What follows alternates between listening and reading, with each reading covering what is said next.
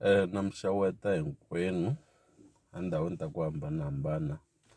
Vito ra mina i Badirich Mathevula. Na langutile ka xitichi xa hina xa MLFM makomba ndlela.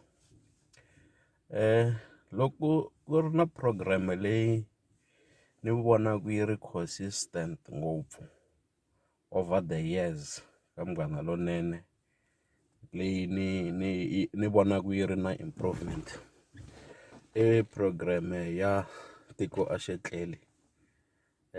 Loko ni kha ni yingisela that program hi minkarhi lowo tala ni vona ku ri na that professionalism yin'wani ya xiyimo xa le henhla. Loko va ta hi ku haxa mahungu vakulukumba lavaya, I give them 10 out of 10. They excel so much.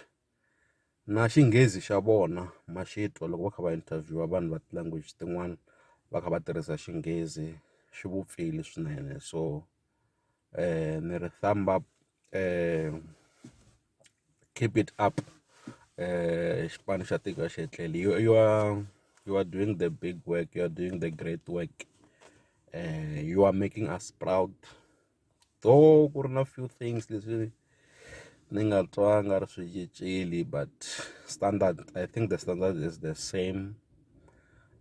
No va na concern yin'we loko ku hlayiwa mahungu ya Afrika. Ka mahungu ya Afrika khale a ku ri na xin'wana lexi a xi nghenisa mahungu ya Afrika, but these days there is no song at all. A ku na xin'wana lexi nghenisaka mahungu ya Afrika. So i nchumu wun'wana lowu ni nga ta vula ku consider-eni. A swi bohi loko ku ri a ma ha ri laha risimu leri a mi ri tirhisa, a ku na risimu rin'wana ra Self-Kate leri a mi ri tirhisa laha, leri ro Africa yo, Africa yo ma Africa, Africa, something like that. That was a good song for mahungu ya Afrika. Na loko ku ri a ma ha ri laha, try something else. A ku ve na sound ku fana na loko mi kha mi haxa mahungu ya mitlangu, ku na xin'wana xo karhi a xi na marito xi va ku kona before ku tlanga mahungu ya mitlangu.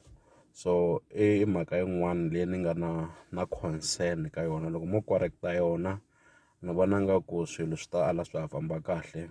And then ko va na mhaxu wun'wani ni n'wi misaku nyana ka xipano xa Tiko a xi etleli, ngopfungopfu loko ku ri yena a khome tintambu, nkulukumba luya va nge i Maseda wa Nkuzana. I don't know whether he's still around or not, but i wun'wana loyi a ni tsakisa swinene loko a khomile xipano xa Tiko a xi etleli. A kha a vulavula marito ya ku mahungu a ma heli ku hela nkarhi.